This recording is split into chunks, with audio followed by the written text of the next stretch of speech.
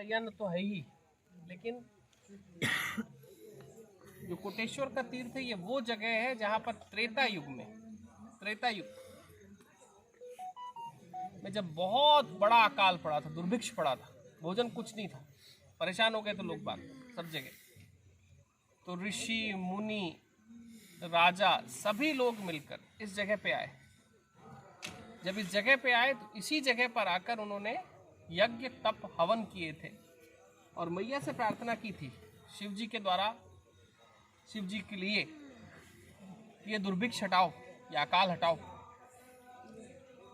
और यहाँ वर्षों तक जब तप किया था उसके बाद फिर वो अकाल हटा था। तो यहाँ से जो कोटि की संख्या के जो लोग थे वो सब बचे थे, इसलिए इसको कोटीश्वर तीर्थ कहते हैं। इसकी एक और कहानी है कि जब एक कोटीश्वर तीर्थ बन गया, जब कोटीश्वर तीर्थ त्रेता युग में हो गया, तो उसके बाद मैया के उद्गम से लेकर यहाँ तक 1 कोटि यानी कि 1 करोड़ के आसपास तीर्थ हुआ करते। तो ये प्रथम कोटि का तीर्थ था, मतलब कोटेश्वर, ये जो कोटेश्वर है यहाँ पर कहते थे कि 1 करोड़ तीर्थ हो चुके। यहाँ पर आना यानी कि वहाँ से लेकर यहाँ तक के आपने उतने तीर्थों का कर लिया। एक बार की घटना है कि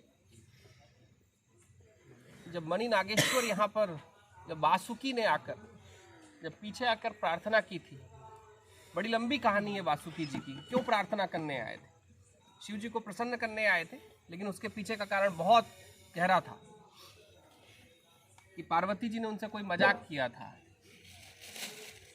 और उस विनोद की बात को जब वासुकी ने मैया के प्रेम को न समझा तो उसके कारण उनको श्राप मिला था, गंगा जी ने श्राप दिया था और उसके कारण फिर वो यहाँ पर आए थे जहाँ पर आकर भगवान शिव को पुनः प्रसन्न किया। तो जो मणि नागेश्वर, जो पीछे वाला मणि नागेश्वर, यहाँ 1-2 और जगह, लेकिन वो प्रथम स्थान था जहाँ पर आकर उन्होंने शिव जी को प्रसन्न किया। तो मणि नागेश्वर के बाद बड़े प्रचलन में था और मणि नागेश्वर के पहले जिसको सुकेश्वर तीर्थ कहते हैं, उसका पहले का नाम शुक्रेश्वर तीर्थ हुआ करता था।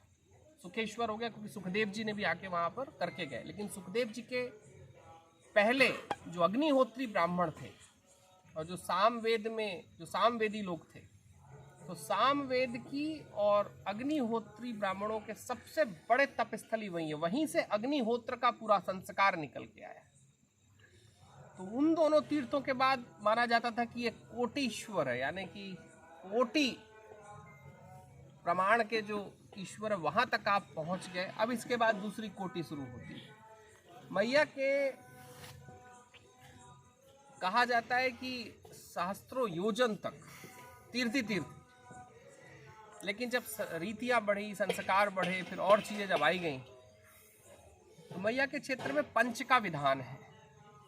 ये प्रथम पंचकोटि का अमरकंटक के बाद का तीर्थ माना जाता है और ये बहुत पवित्र स्थान है। और आज तो माया ही थी कि हम आए, बड़ा पवित्र क्षेत्र है ये, मतलब कल जहाँ दर्शन किए उसके बाद यहाँ आना अद्भुत। कहानी ये भी है कि जब कर्क संहिता लिखी जा रही थी तो कर्क संहिता के ग्रंथ को भी यहाँ तक लाया गया था।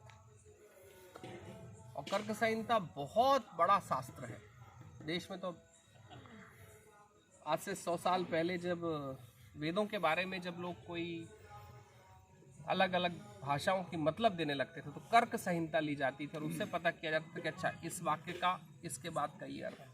तो कर्क संहिता यहाँ पर लाई गई थी प्रभु के सामने साक्ष्य के तौर पर कि ये रहा साक्ष्य। ये तीर्थों की घटनाओं में सबसे बड़ी घाट है कि त्रेता युग से इसकी स्थापना है और मौजूद है भगवान।